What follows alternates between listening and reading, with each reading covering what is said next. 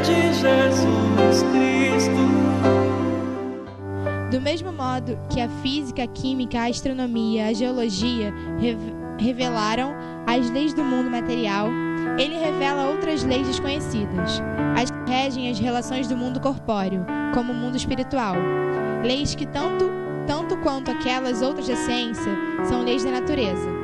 Facultando a explicação de certa ordem de fenômenos incompreendidos até o presente, ele destrói o que ainda restava do domínio do maravilhoso.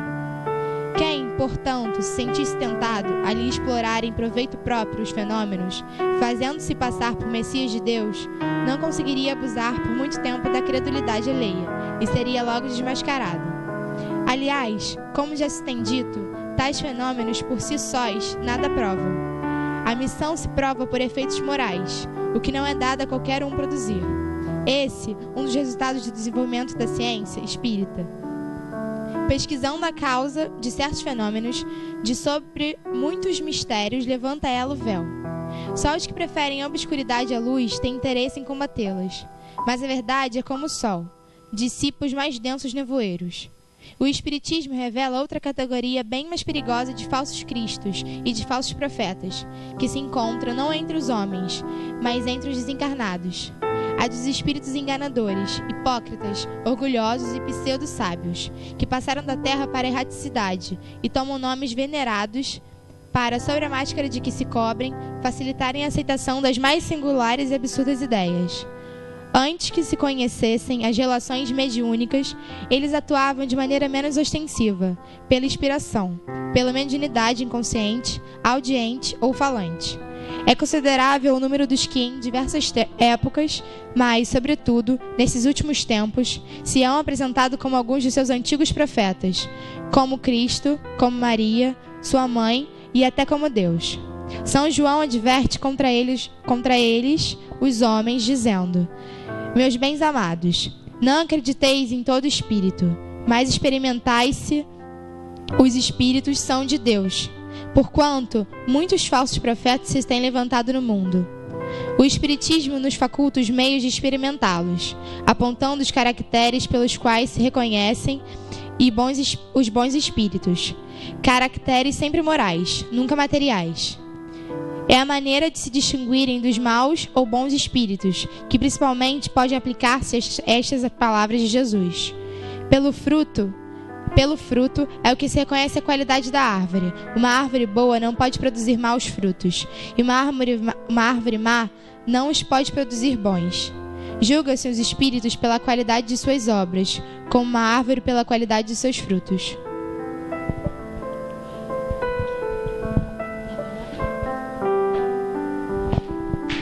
Bom, então agora, serenando os nossos corações, vamos elevar os nossos pensamentos a Jesus, nosso Mestre querido, agradecendo por essa oportunidade de aqui mais uma vez estarmos, agradecendo por tanto amparo dos benfeitores desta casa e pedindo, Senhor, que nos acompanhe durante toda a palestra, para que as palavras que serão ditas toquem profundamente o nosso coração, fazendo-nos refletir, a fim de melhorarmos toda a nossa conduta, deixando para trás aquilo que não mais nos serve, agradecendo a cada dor, a cada momento da vida, porque eles nos fizeram chegar até aqui fortes, apesar de qualquer coisa. Que Deus, nosso Pai, esteja em todos os corações, que assim seja. Graças a Deus. Então vamos chamar o nosso palestrante, dar-lhes as boas-vindas, agradecer pela presença. Boa noite. Tá bom.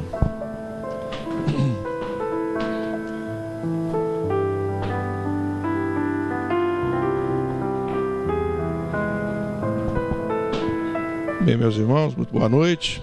Eu sou o Afrânio, sou trabalhador da Casa Espírita Eurípides Barçanufo, como vocês, né? Vocês são do Euripidinho, né? Nós somos do Euripidão, como o pessoal costuma brincar. Só porque nós somos mais mais antigos. Acho que somos fundados primeiro que vocês. Por isso nós somos Euripidão e vocês Euripidinho. Mas somos duas casas irmãs. E é um prazer estar aqui hoje para comentar com vocês um trecho do capítulo 21 do Evangelho segundo o Espiritismo, que a moça, inclusive, está lendo para nós aqui nesse instante, né? Esse capítulo aí, como ela colocou para nós, é o que fala daquela mensagem de que há falsos cristos e há falsos profetas. E nós percebemos, da leitura que foi feita por ela também, que há uma diferença entre profecia e predição, né? Isso é um trecho do Evangelho, do item 4 do Evangelho. Para fazer predições, isso não é necessariamente um atributo de um profeta. Fazer predições não é de um profeta. Como no passado muitos profetas previram o futuro, entendeu-se erroneamente que era um atributo deles, mas não é. Então essa é uma observação de Kardec no item 4. Ele procura conceituar o profeta não como alguém que faz uma profecia, mas, como ele vai esclarecer um pouquinho mais à frente, no sentido evangélico, essa palavra profeta tem mais extensa significação. Diz de todo enviado de Deus com a missão de instruir os homens e de lhes revelar as coisas ocultas e os mistérios da vida espiritual. Revelar as coisas ocultas e os mistérios da vida espiritual. Então, Kardec encaminha o nosso raciocínio para uma outra definição de profeta. Bom, profeta não é aquele que faz necessariamente predições. No passado eles até podiam fazer predições, mas profeta é aquele que nos dá notícias, nos encaminha para o mundo espiritual. E ora, quando nós nos apercebemos disso, nós percebemos que Kardec está nos encaminhando para a mediunidade. Porque hoje quem nos dá notícia do mundo espiritual? Não são os médios, através dos médios que os espíritos nos vêm dar notícias do mundo espiritual? Então é isso que Kardec vem colocar para nós. É que nós, então, devemos entender, no sentido de profeta, os médios modernos, os médios nos dias de hoje. Em relação a isso, em relação a essa questão de percebermos como é o mundo espiritual, Kardec então nos dá duas referências para isso. Primeira delas, primeira característica que ele recomenda é a de que nós não devemos crer em qualquer espírito. Isso é uma coisa que nós espíritas muitas vezes não nos apercebemos, né?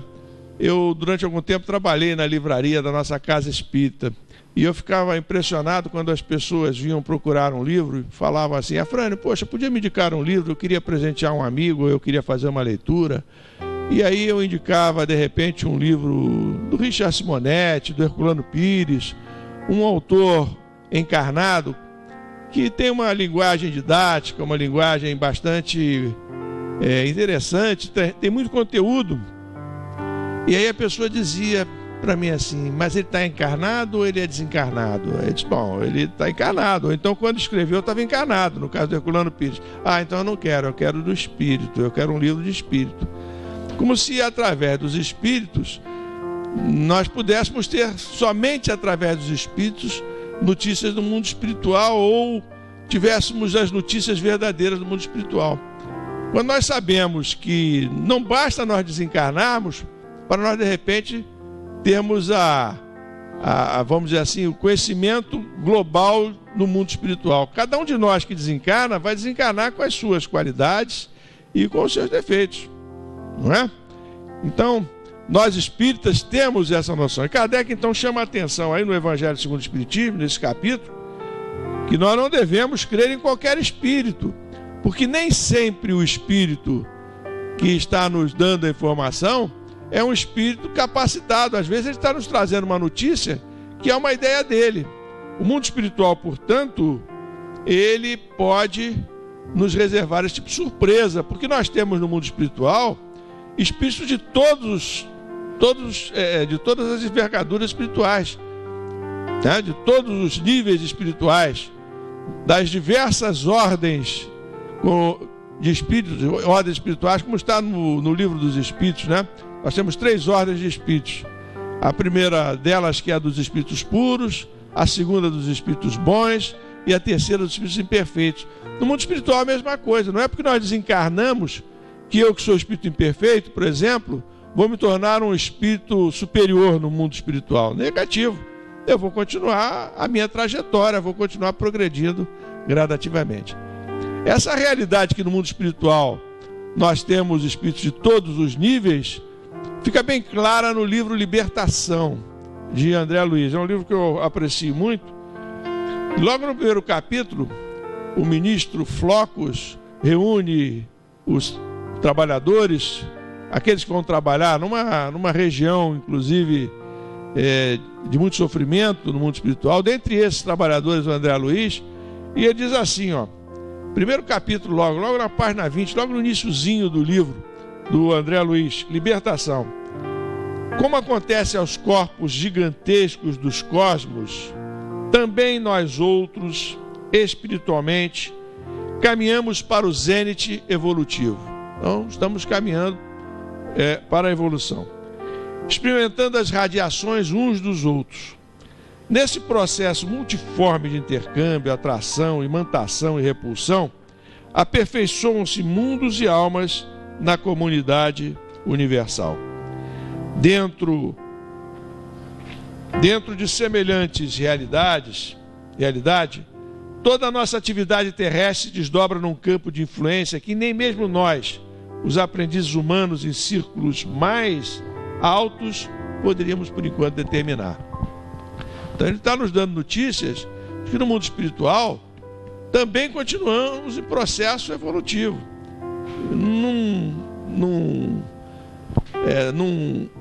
numa progressão que nós mesmos não podemos determinar. Ele diz assim, ó, incapacitados de prosseguir além do túmulo a caminho do céu, que não souberam conquistar, os filhos do desespero organizam-se vastas colônias de ódio e miséria moral, disputando entre si a dominação da terra. Conservam igualmente, quanto ocorre a nós mesmos, largos e valiosos patrimônios intelectuais. Então, ele dá notícia que no mundo espiritual, os espíritos que não conseguiram trajetória espiritual aqui, quando encarnados, eles vão se agrupar em regiões de sofrimento, não obstante tenham intelectualidade. É isso que está dizendo, são espíritos inteligentes, não são espíritos incultos, são espíritos inteligentes. E esses espíritos então vão se reunir, e ele diz mais adiante, e terão inumeráveis recursos de perturbar e ferir, obscurecer e aniquilar. Escravizam o serviço benéfico da reencarnação em grandes setores expiatórios e dispõem de agentes da discórdia contra todas as manifestações dos sublimes propósitos que o Senhor nos traçou as ações. Então, ele está nos preparando para o que vai acontecer no livro. Esse livro é muito bonito, porque ele trata, como o nome diz, da libertação de um espírito que é vamos dizer assim, o comandante, é o homem que, é o espírito que comanda, é o homem que traça todas as ações de uma dessas colônias do mundo espiritual, essas colônias que subjugam os companheiros encarnados, né? Traça da história do Gregório, da história da libertação de Margarida e de Gregório, a reconciliação dos dois. É um livro muito bonito, mas isso serve para nos mostrar que o mundo espiritual, ele tem uma série de regiões, como nós já devemos saber, né? Uma série de regiões concêntricas, que são regiões que vão nos trazer, portanto, muito sofrimento, que vão nos trazer muitas alegrias, dependendo de onde nós nos situemos pela nossa vibração espiritual.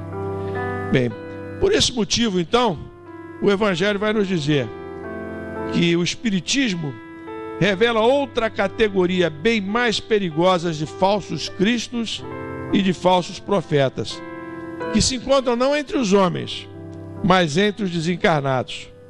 a dos espíritos enganadores, hipócritas, orgulhosos e pseudo-sábios. Bem, então, só para a gente arrematar essa ideia, né?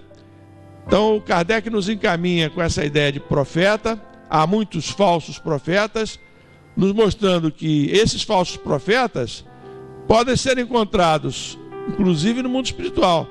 São os espíritos que vêm nos trazer as notícias do mundo espiritual, onde nós encontramos espíritos de todas as envergaduras. Em segundo lugar, por favor, eu esqueci de desligar. É só desligar. Em segundo lugar, o texto nos mostra que, tal como identificamos... eu me desconcentrei aqui um pouquinho, desculpem, né? Mas eu queria citar uma passagem também do livro Paulo e Estevão, né? Em que Paulo, com a sua acuidade, ele estava na cidade de Filipos, né? Lá na Macedônia, com Silas, e eles estavam fazendo pregações para as pessoas que se encontravam em Filipos. E durante essas pregações, uma pitonisa, de repente, quando eles estavam fazendo a pregação, a pitonisa chegava e começava a enaltecer os dois.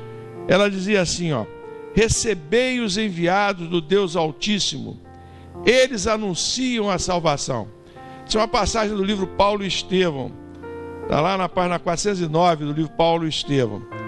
Então, mostrando que nesse momento, então, Paulo e Silas ficavam assim até um pouco surpresos com aquilo. A moça não os conhecia. Aquela moça que era tida como pitonisa chegava e avalizava, endossava tudo que eles falavam, dizendo assim: recebei os enviados do Deus Altíssimo, eles anunciam a salvação. Paulo e Silas ficaram um tanto perplexos, entretanto nada replicaram, conservando o incidente no coração em atitude discreta.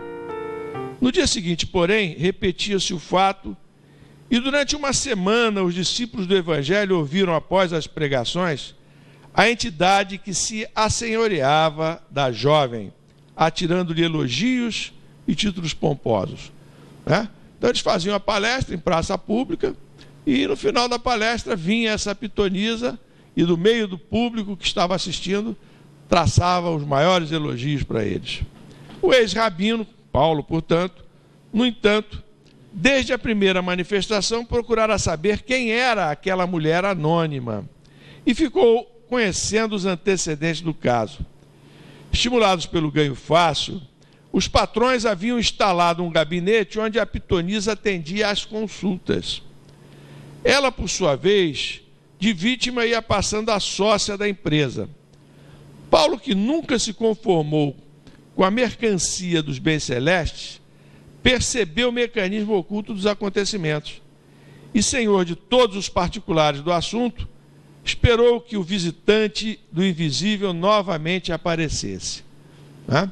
Então as pessoas tinham como referência de verdade o que os médiuns, ela era uma médium, a pitonisa era uma médium, o que a médium dizia, porque os espíritos sabiam mais do que os que estavam encarnados. E aí Paulo chega, né, depois de fazer a preleção, de fazer a sua palestra, espera que a rapariga apareça, que a mulher apareça, e assim que ela começa a falar, ela diz assim, ó: recebei os mensageiros da redenção. Não são homens, são anjos do Altíssimo. O convertido de Damasco desceu da tribuna a passos firmes e, aproximando-se da locutora dominada por estranha influência, intimou a entidade manifestante em tom imperativo: espírito perverso, não somos anjos, somos trabalhadores em luta com as próprias fraquezas. Por amor ao Evangelho, em nome de Jesus Cristo, ordeno-te que te retires para sempre. Proíbo-te em nome do Senhor. Proíbo-te em nome do Senhor. Vejam a austeridade de Paulo. Estabeleceres confusão entre as criaturas, incentivando interesses mesquinhos do mundo em detrimento dos sagrados interesses de Deus. Então, ao contrário do que se pensava, Paulo estava incomodado com aquela maneira de ser elogiado pela pitonisa. Imediatamente, a pobre moça recobrou energias e libertou-se da atuação malfazeja. Ela estava sob a ação de um espírito. O fato provocou enorme admiração popular. O próprio Silas, que de algum modo se comprazia em ouvir as afirmações da pitonisa, interpretando-as como um conforto espiritual, estava boquiaberto.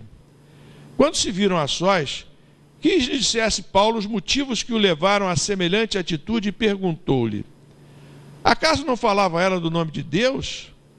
Sua propaganda não seria para nós valioso auxílio? O apóstolo sorriu e sentenciou: porventura, Silas, poder-se-á na terra julgar qualquer trabalho antes de concluído? Vejam como Paulo estava atento à sua missão. Ele estava apenas iniciando o trabalho.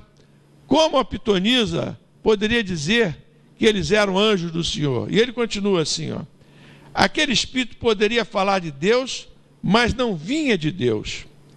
Que fizemos para receber elogios? Dia e noite estamos lutando contra as imperfeições de nossa alma. Jesus mandou que ensinássemos a fim de aprendermos duramente. Não ignoras como vivo em batalha com os espinhos do desejo inferiores. Então, seria justo aceitarmos títulos imerecidos quando o mestre rejeitou o qualificativo de bom? Claro que se aquele espírito viesse de Jesus, outras seriam suas palavras. Estimulariam nosso esforço, compreendendo nossas fraquezas. Além do mais, procurei informar-me a respeito da jovem e sei que ela é hoje a chave de grande movimento comercial. Então, vejam que Paulo rapidamente percebeu toda a trama, que estavam se aproveitando das palestras dele para dar credibilidade à moça. A moça então cobrava para dar os seus aconselhamentos, e Paulo então, percebendo essa mercancia com a mediunidade, ele imediatamente agiu da forma como fez, né? Como nós narramos aqui. Aí o Silas diz, diante dessa situação, Silas coloca para ele assim: Silas impressionou-se com os esclarecimentos mais que justos, mas dando a entender sua dificuldade para os compreender integralmente, acrescentou: todavia será um incidente, uma lição para não entretermos relação com o mundo invisível, né? Já que isso pode acontecer, de os espíritos que não são sempre bons nos iludirem, nós devemos continuar mantendo relações com o mundo espiritual. Aí é que vem a resposta de Paulo, que é importante para nós.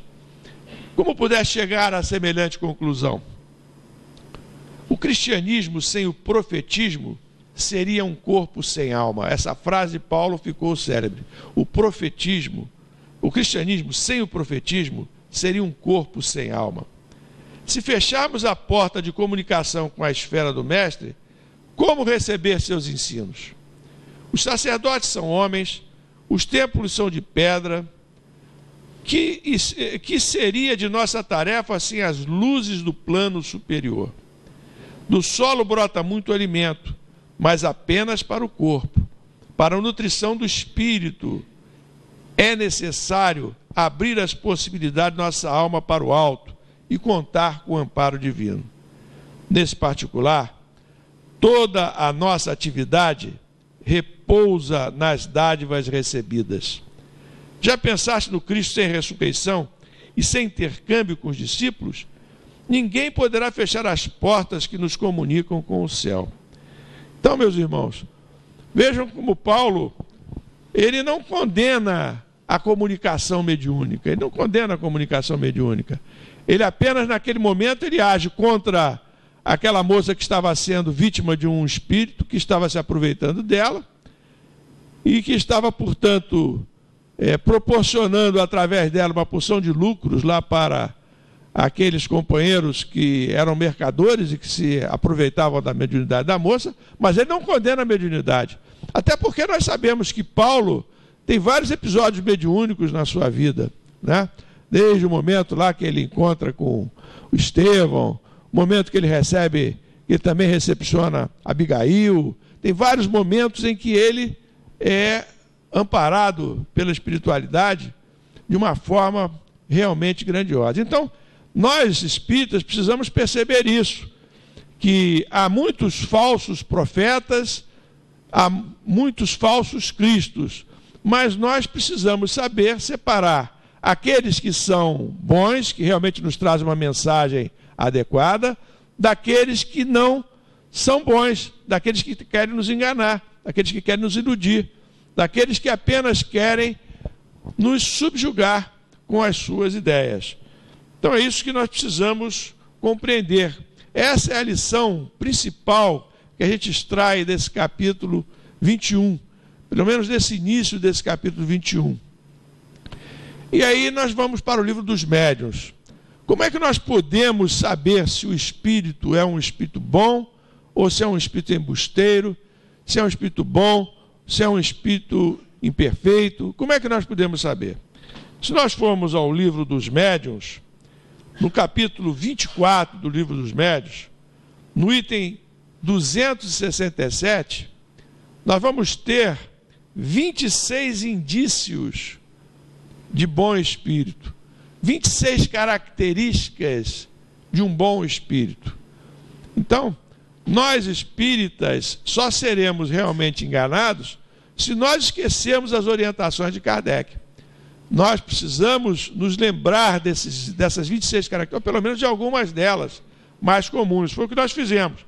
Dessas 26, nós procuramos identificar aquelas que talvez sejam mais fáceis para nós. Primeira coisa que o bom espírito vai nos revelar é que ele tem bom senso. Bom senso. Né? Tem bom senso. Ora, quando a gente fala em bom senso, a gente se lembra de alguém muito importante na nossa doutrina espírita. Kardec foi chamado por Camille Flammarion, no momento em que estava sendo sepultado, né?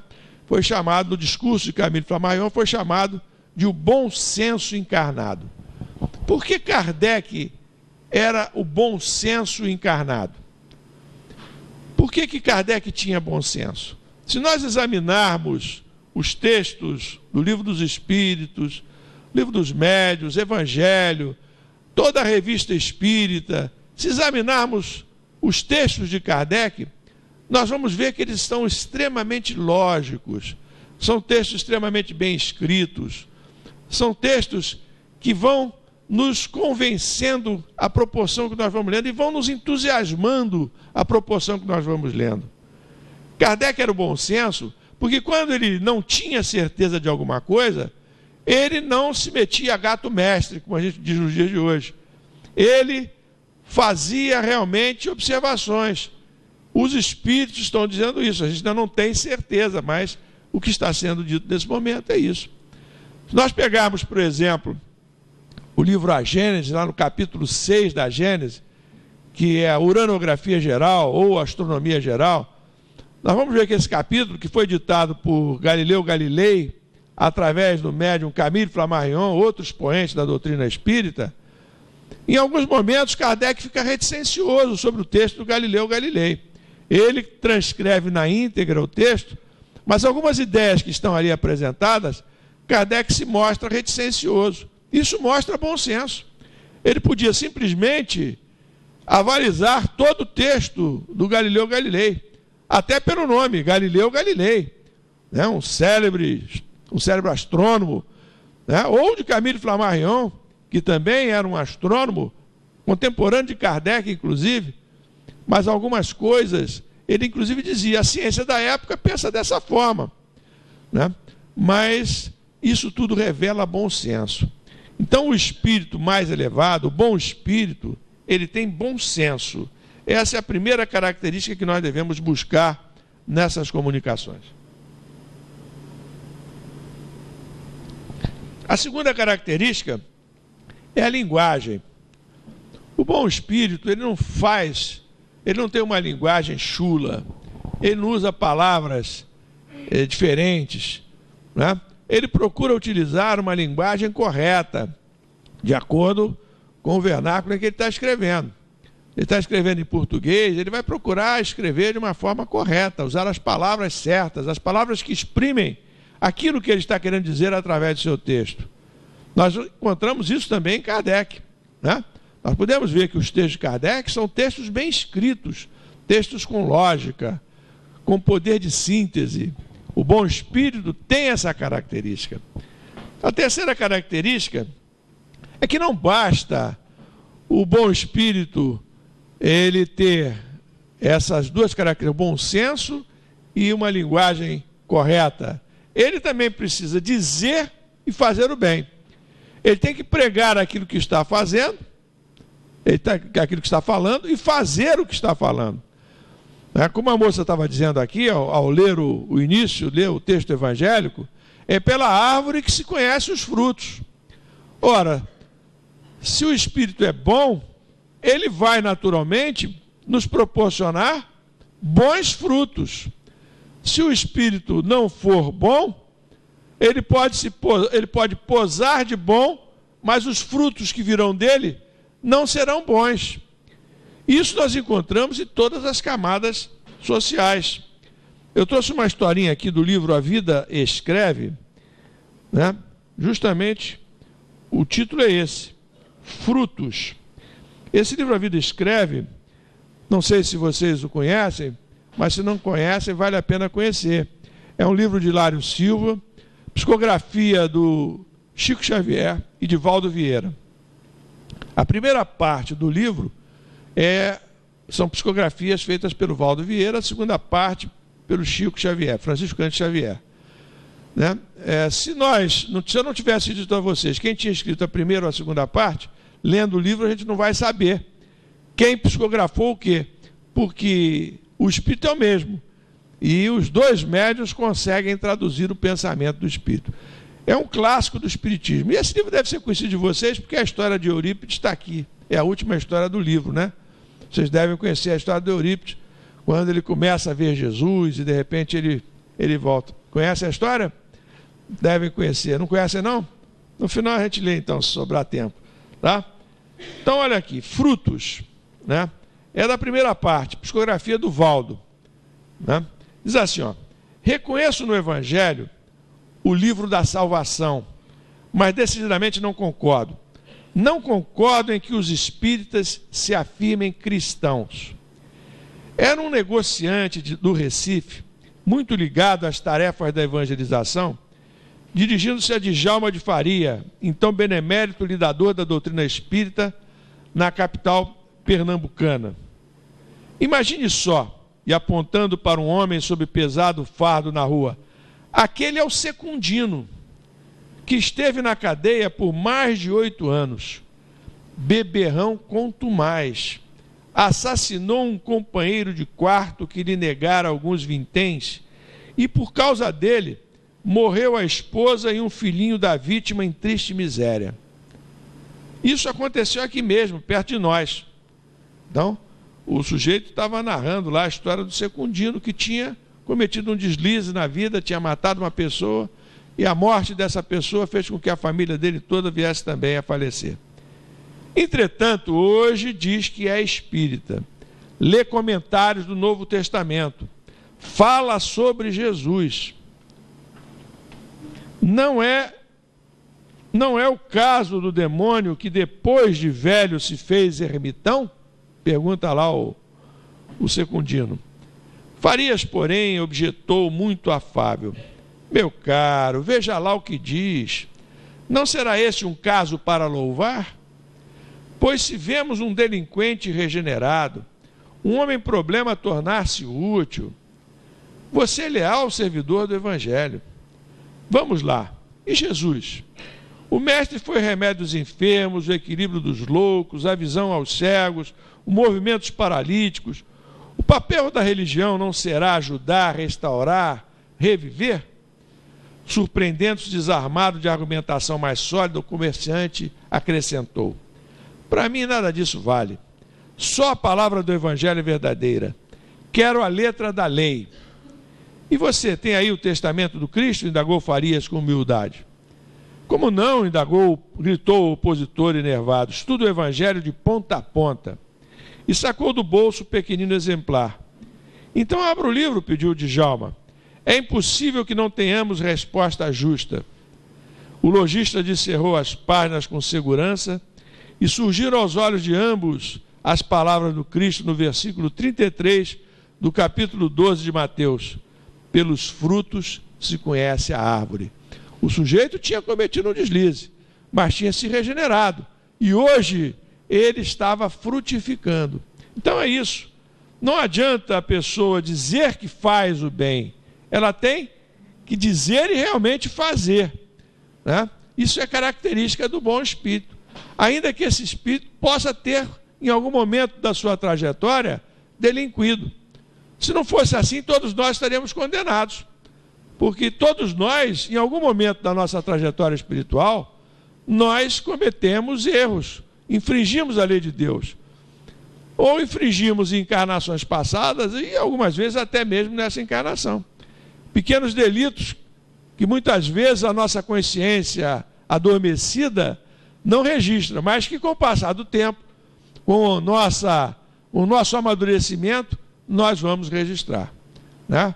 Então, pequenos delitos que vão desde um simples troco que a gente deixa de dizer para o balconista, assim, a pessoa que nos atendeu, que ela se enganou no troco, e a gente embolsa o valor a mais e fica satisfeito, assim, ele se enganou, se ferrou, eu me dei bem porque eu fiquei com um dinheiro a mais. Isso depois a nossa consciência vai nos cobrar, podem estar certo disso. Desde esses pequenos delitos até as coisas mais graves. Então, meus irmãos, todos nós estaremos fatalmente condenados. Então, a história nos mostra que há possibilidade de nós, ainda nesta encarnação, começarmos a nossa regeneração, o nosso crescimento espiritual, a nossa nova vida, né, no sentido espiritual do termo, né? Então é isso. Fazer o bem, dizer e fazer o bem. A aparência não importa, né? Nós encontramos pessoas num corpo físico belo e que não são pessoas que tenham nenhuma elevação espiritual de relevo, né? Enquanto que a gente nota que várias pessoas que não são belas do ponto de vista físico são pessoas com grandes exemplos para nos darem. Nós olharmos aí, vamos ver algumas dessas pessoas, né? Francisco Cândido Xavier. Nós podemos dizer que o Chico era um homem belo, era um Adonis, digamos assim, um homem realmente, né, que as mulheres olhavam para ele assim e se apaixonavam pelo seu físico, né? Francisco Cândido Xavier era um homem simples, um homem humilde, né? Aquela beleza mineira dele. Claro, uma beleza espiritual muito maior do que a beleza física. A gente pode olhar o próprio Divaldo, que está encarnado. A Madre Teresa de Calcutá. Como é que era a Madre Teresa de Calcutá? Só para nós não ficarmos só com os espíritas. Mahatma Gandhi. Como é que era o Mahatma Gandhi? Um homem belíssimo, né? Louro de olhos claros, porte atlético, não é verdade? Então a aparência não adianta. A aparência não quer dizer nada. O que quer dizer é o conteúdo, né? Dizer que os grandes perfumes estão nos pequenos frascos, né? A gente pode dizer que as grandes almas, de repente, escolhem os corpos que não tenham tanta beleza física, até para que elas possam exercitar realmente a tarefa que vieram exercitar com maior tranquilidade, né? Isso não quer dizer que as mulheres bonitas não possam ser mulheres que tenham elevação espiritual, ou os homens bonitos que tenham elevação espiritual. Mas não é necessariamente uma coisa atrelada à outra, é isso que eu quero dizer, tá? Me compreendam bem. Não me linchem depois no final. Você disse que nós não podemos ser pessoas de elevação espiritual. Não estou falando isso. Estou dizendo que essas grandes almas escolheram abrir mão da beleza física para nos transmitir a sua beleza espiritual. Agora, certamente nós vamos ter exemplos também se buscarmos o próprio Jesus, né? As gravuras que a gente vê de Jesus é realmente um homem bonito, né? Todas as que chegam, né? Ou com olhos escuros, ou com olhos claros, com a beleza judaica, ou com a beleza mais ocidental, mas o fato é que Jesus apresenta uma beleza em qualquer gravura que a gente vê. Bom, pensamento idêntico em todas as situações. O bom espírito ele não muda de acordo com a ocasião, né? Os bons espíritos só dizem o que sabem, calam-se ou confessam a sua ignorância sobre o que não sabem. Isso é uma característica muito importante, né? O bom espírito, ele não diz o que não sabe, o que ele não tem certeza, né? Ele realmente só abre a boca quando tem certeza, né? Não como tinha antigamente um programa na televisão, um programa humorístico, né? A mulher dizia para o marido assim: eu só abro a boca quando tenho certeza. E ela só falava bobagem, né? Quer dizer, para ela estava falando uma certeza, mas na verdade ela só estava falando bobagem. Não, o bom espírito realmente ele só abre a boca quando ele conhece do assunto que está falando. Os espíritos superiores se exprimem com simplicidade, sem prolixidade, não ficam gastando muito tempo para falar. O poder de síntese é uma característica do bom espírito. Quando eu falei aqui de Kardec, eu mostrei que Kardec, eu ressaltei essa virtude de Kardec. Ele fala muito em poucas palavras. A gente procura, mesmo que a gente queira procurar arrumar o texto de uma outra forma, não vamos conseguir, né? O Kardec realmente é fantástico. Deve-se igualmente desconfiar de espíritos com muita facilidade se apresentam, dando nomes extremamente venerados. O sujeito se apresenta e diz assim, no final da mensagem, assina Jesus. Aí o povo que está participando da reunião mediúnica diz: ah, Jesus esteve aqui, né? Mas pode ser o Jesus da Silva, né? O Jesus de Souza, né? Um Jesus qualquer, menos o Jesus de Nazaré, Jesus o Cristo, né? Kardec, inclusive, para mostrar o bom senso dele, mais uma vez, né, no finalzinho do Livro dos Médiuns, no capítulo 31, ele coloca lá de quarentena uma porção de mensagens assinadas por Vicente de Paulo, Napoleão e o próprio Jesus. Veja lá no capítulo 31. Kardec fala que aquelas mensagens, o teor da mensagem não corresponde, muitas vezes, à personalidade que diz estar assinando aquela mensagem. No final desse capítulo 31, né, Kardec diz assim, ó: a facilidade com que algumas pessoas aceitam tudo que vem do mundo invisível, sob o palio de um grande nome, é que anima os espíritos embusteiros. Muita gente se seduz pelo nome. Aí, às vezes, o espírito está morrendo de rir, o espírito que fez a comunicação lá está morrendo de rir, né? Porque nós pensamos que é realmente um espírito bom e não é um espírito bom. Os bons espíritos só prescrevem o bem, não fazem o mal. Os bons espíritos só aconselham o que seja perfeitamente racional, né? Não vão aconselhar coisas que fogem à razão, que fogem ao bom senso, que fogem à lógica, né? Da parte dos espíritos superiores, o gracejo é muitas vezes fino e vivo, nunca, porém, é trivial. Aqui tem uma história do Chico, né, que mostra o bom humor, né, esse humor requintado do nosso Emmanuel. É uma história que eu acredito que vocês conheçam, está narrada em vários livros. É uma história que diz respeito a uma viagem de avião que o Chico fez, né? Está inclusive no filme que vocês devem ter visto, né, sobre o Chico Xavier. Mas é assim a história. A gente vai ver aqui como é que é requintado o Emmanuel, que é um espírito bom, né? Como ele se comporta. Na manhã de 3 de novembro de 1958, Chico saiu do ar. Viajava num avião de Uberaba para Belo Horizonte, quando o aparelho começou a trepidar com violência. Parecia fora de controle. Os passageiros começaram a gritar, a pedir socorro. O comandante apareceu para pedir calma. Não havia motivos para alarme. Os movimentos desordenados eram provocados por um fenômeno atmosférico chamado vento de cauda. O avião pegava um vento por trás e havia toda aquela turbulência dentro do avião. O avião chacoalhava todo. E encerrou o discurso com a garantia de que chegariam ao destino mais depressa, né? Porque estavam recebendo um vento por trás. Alguém completou irritado: mais depressa no outro mundo, né? O sujeito. Chico tentava manter o equilíbrio, mas era difícil. Não entendia nada de vento de cauda. O avião sacudia, virava virava de um lado para o outro, só faltava fazer piruetas. Muita gente começou a vomitar. 4 crianças abriram o berreiro. Os marmanjos apertaram o cinto, se agarraram às poltronas, rezaram aos gritos.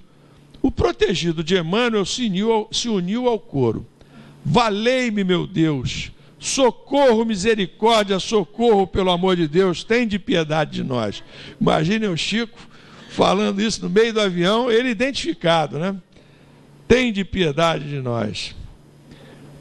E aí um padre, a poucas poltronas de distância, reconheceu o desesperado e gritou: o Chico Xavier está ali, né? Ele é médium espírita e está rezando conosco. Chico gritou do outro lado: graças a Deus, padre, eu também estou rezando. E continuou a berrar: valei-me, meu Deus. Quando já estava fora de controle há quase 10 minutos, viu Emmanuel entrar no avião e aproximar-se dele. Olha o humor do Emmanuel agora. E se aproximar dele. Queria saber o motivo da gritaria. Chico tinha uma dúvida mais urgente. O senhor não acha que estamos em perigo? O guia foi seco. Estão. E daí? Não tem muita gente em perigo? Vocês não são privilegiados. Chico nem pensou 2 vezes. Está bem, se estamos em perigo de vida, eu vou gritar: valei-me, socorro, meu Deus! Os passageiros berravam ainda mais. Emmanuel ficou horrorizado com a cena. O espírita mais importante do país, defensor da vida depois da morte, estava em pânico diante da hipótese de morrer. Você não acha melhor se calar? Dá o testemunho da tua fé, da tua confiança na imortalidade. Chico teimou: mas é morte, e nós estamos apavorados diante da morte. E insistiu: nossa vida não está em perigo? Emmanuel repetiu a resposta: está. E Chico defendeu o seu direito de estar em pânico. Estou apavorado com todo mundo. Estou com medo de morrer como qualquer ser humano. O guia perdeu a paciência. Está bem. Então cale a boca para não afligir a cabeça dos outros com os seus gritos. Morra com fé em Deus. Morra com educação. Né? Então, olha só o humor do nosso querido Emmanuel. O Emmanuel é bem malzinho em alguns momentos, né, com o nosso Chico. A Joana de Anjos tem uma passagem semelhante com o Divaldo Pereira Franco, que numa ocasião deixa de comparecer a uma reunião mediúnica, né, porque estava com uma dor ocasionada por uma angina pectoris que ele tem, né, um problema no coração, um problema cardíaco. E aí o Divaldo está, portanto, repousando, não vai à reunião mediúnica. Faltando poucos minutos para se iniciar a reunião, a Joana de Ângeles adentra onde está o Chico, né? O Divaldo, né? E ele narra que ela vem assim pelo meio da mesa. Ele está sentado numa ponta da mesa, ela vem passando assim pelo meio da mesa, chega até ele e diz: o que acontece? Aí ele diz: a senhora não sabe, eu estou aqui com dor no peito, estou quase morto, estou 50% morto. Ela disse para ele assim: e daí? Eu estou 100% morta e estou aqui. Levanta e vamos trabalhar. Né? E ele foi trabalhar e aí ficou sem ter nenhum problema durante aquele momento, né, da reunião mediúnica. Assim, meus irmãos, né, o espírito bom deve ser reconhecido pelas suas obras. Eu acho que essa é a mensagem maior que o Evangelho nos passa, né? Devemos ser reconhecidos pelas nossas obras e devemos reconhecer também os amigos espirituais que se apresentem a nós pelas obras que eles proporcionem para nós. A gente hoje diz que o nosso querido Chico é um espírito superior, é um espírito bom, pelas obras que ele vem desenvolvendo. A gente diz o mesmo do Divaldo pelas obras que o Divaldo desenvolve. Agora mesmo, no último domingo, o Fantástico passou alguns momentos, não chegou a ser um documentário, mas uma pequena reportagem sobre o Divaldo, mostrando as obras que são desenvolvidas na Mansão do Caminho. E a gente pôde, naquele momento ali, ver a dedicação desse homem, dessa alma, né, durante toda a sua vida, àquela tarefa. Né? E pudemos, então, concluir que pela obra a gente reconhece, se pela obra a gente reconhece o bom espírito, temos ali certamente um bom espírito, como temos outros bons espíritos. Nosso próprio Eurípides Barçanufo, a gente reconhece Eurípides Barçanufo como um bom espírito pela obra que ele desenvolveu em Sacramento, pela maneira pelos exemplos dignificantes que ele deu a todos aqueles que o procuravam em Sacramento. Não apenas pela farmácia, não apenas pela educação que ele dispensou a todos os seus alunos, que o consideravam um mestre inesquecível, né? Nosso Eurípides Barçanufo, durante toda a sua vida, ele dedicou à divulgação da doutrina e, sobretudo, ao exercício dos postulados cristãos, né? Nosso querido professor Eurípides Barçanufo, portanto, merece a nossa homenagem nessa noite de hoje. E, já que o nosso tempo parece estar terminando, eu não sei muito bem até quando eu vou, mas eu vou então terminar com a historinha do Eurípides, já que alguns disseram aqui que não a conhecem. E isso, numa casa de Eurípides Barçanufo, né, é quase uma falta grave. A gente deve conhecer essa passagem de Eurípides, né? Está no livro. Está aqui, ó. É a penúltima lição, é a 27, psicografia do Chico. É a visão de Eurípides, né? Então, quem não conhece vai conhecer hoje. Começar Eurípides Barçanufo, o apóstolo da mediunidade em Sacramento, no estado de Minas Gerais, portanto, mentor das nossas casas, né? A observar-se fora do corpo físico em admirável desdobramento. Quando certa feita, à noite, viu a si próprio em prodigiosa volitação. Ele começou a se perceber, portanto, volitando, né? Embora inquieto, como que arrastado pela vontade de alguém, num torvelinho de amor, subia sempre. Queria parar e descer, reavendo o veículo carnal, mas não conseguia. Braços intangíveis tutelavam-lhe a sublime excursão. Respirava outro ambiente, envergava a forma leve, respirando num oceano de ar mais leve ainda. Viajou ao oceano, à maneira de pássaro, teleguiado, até que se reconheceu em campina verdejante. Reparava na formosa paisagem quando, não longe, avistou um homem que meditava, envolvido por doce luz. Como que magnetizado pelo desconhecido, aproximou-se. Houve, porém, um momento que estacou trêmulo. Algo lhe dizia no íntimo que não avançasse mais. E num deslumbramento de júbilo, reconheceu-se na presença do Cristo. Baixou a cabeça, esmagado pela honra imprevista, e ficou em silêncio, sentindo-se como intruso, incapaz de voltar ou seguir adiante. Recordou as lições do cristianismo, os templos do mundo, as homenagens prestadas ao Senhor na literatura e nas artes, e a mensagem dele a ecoar entre os homens no curso de quase 20 séculos. Ofuscado pela grandeza do momento, começou a chorar. Grossas lágrimas banhavam-lhe o rosto, quando adquiriu coragem e ergueu os olhos humilde. Viu, porém, que Jesus também chorava. Traspassado de súbito sofrimento, por ver-lhe o pranto, desejou fazer algo que pudesse reconfortar o amigo sublime. Afagar-lhe as mãos, ou estirar-se à maneira de um cão leal aos seus pés. Mas estava como que chumbado ao solo estranho. Recordou, no entanto, os tormentos do Cristo a se perpetuarem nas criaturas, que até hoje na terra lhe atiram incompreensão e sarcasmo. Nessa linha de pensamento, não se conteve. Abriu a boca e falou suplicante: Senhor, por que choras? O interpelado não respondeu. Mas, desejando certificar-se de que era ouvido, Eurípides reiterou: choras pelos descrentes do mundo? Elevado, o missionário de Sacramento notou que o Cristo lhes correspondia agora ao olhar. E, após um instante de atenção, respondeu em voz dulcíssima: Não, meu filho, não sofro pelos descrentes aos quais devemos amor. Choro por todos os que conhecem o Evangelho, mas não o praticam. Eurípides não saberia descrever o que se passou então. Como se caísse em profunda assombro ante a dor que a resposta lhe trouxera, desceu e acordou no corpo de carne. Era madrugada. levantou-se e não mais dormiu. E desde aquele dia, sem comunicar a ninguém a divina revelação que lhe vibrava na consciência, entregou-se aos necessitados e aos doentes, sem repouso sequer de um dia, servindo até a morte. Então é isso.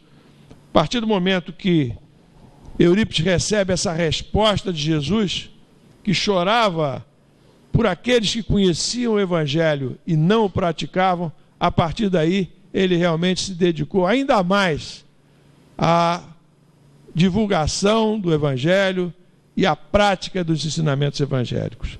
E é esse o nosso querido Eurípides Barçanufo, um exemplo para todos nós, o exemplo, portanto, de bom espírito que nós podemos também dar na noite de hoje, né? Como exemplo dessa lição, desse capítulo 21, que é através das obras que nós reconhecemos os verdadeiros profetas. Que o Senhor Jesus nos abençoe a todos. Muito obrigado pela oportunidade de estar aqui com vocês nessa noite e muita paz para todos nós.